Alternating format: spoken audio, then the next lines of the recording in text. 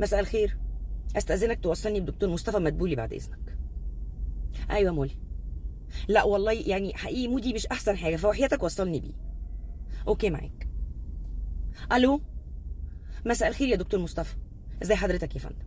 دلوقتي انا عندي عتاب شديد باسم كل ست مصريه يا فندم. ايوه يا فندم. ايه القرار اللي حضرتك طلعته امبارح ده؟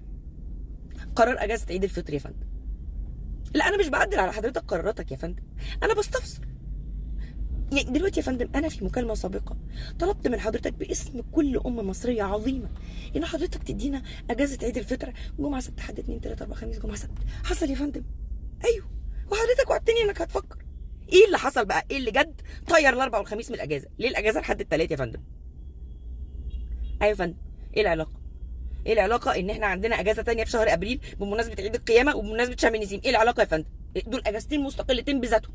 ده عيد فطر ودي اجازه تانية خالص يا فندم. ايه العلاقه؟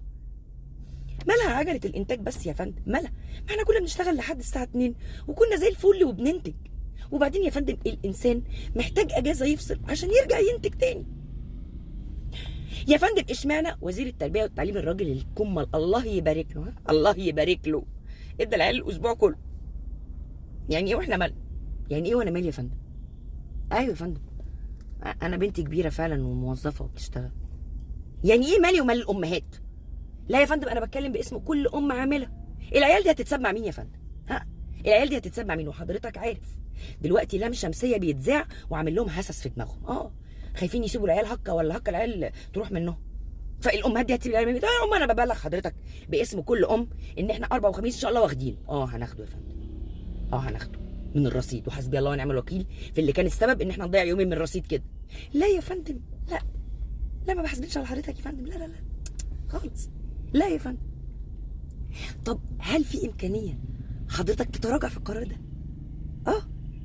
عادي تقول نزولا على رغبه الجماهير. سمعنا نداء الام المصريه اللي اتسفلتت طول الشهر الفضيل وجي مسلسل لام شمسيه مرمطنا. ايوه يا فندم. ايه المشكله لما تتراجع في القرار؟ مش هيجرى اي حاجه والله. لا مش هنقول اللي رجع في كلامه، لا والله يا فندم، لو ده انت هتكسب دعوات كل الامهات في الايام المباركه دي. والله. يعني حضرتك مصر على قرارك؟ تمام يا فندم، بس انا اقول لحضرتك كده انك بتتعمد فعلا تحرجني قدام فانزاتي. وعموما استنى مني بقى مكالمه اجازه عيد الاضحى. ماله عيد الاضحى ايه؟ حضرتك مش معانا ولا ايه؟ يعني عيد الاضحى الوقفه جايه خميس فالاجازه اتلخفنت جاي فيها جمعه وسبت. طب ايه رايك تعوضها لنا في الاضحى؟ تدينا بقى من ايه خميس جمعه سبت حد اتنين تلاته اربعه خميس جمعه سبت. الو الو.